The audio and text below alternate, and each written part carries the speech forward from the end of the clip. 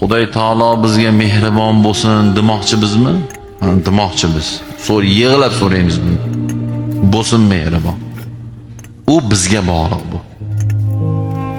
Tutumimizga bog'liq. Bugun aldovlar ko'paygan, qalloblik, yolg'on, kazzob, firibgarlik ko'paygan davrda, ey Xudo rahim qilgin. Kecha internetda o'qib qoldim. Savdosida yolg'on gapiradi, suvda o'tirib ichadi deb yozib berdi. Qoyil qoldim. Suvda tika turib ichsa rosa borsa makruh.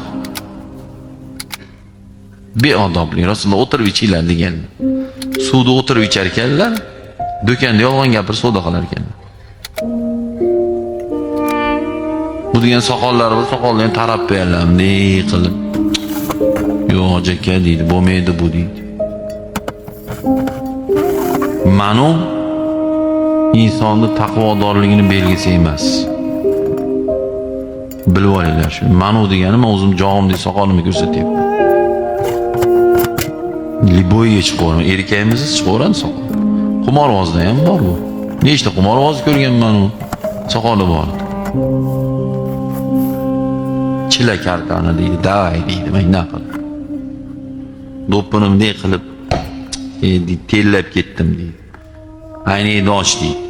Qimor o'ynab o'tirgan bola.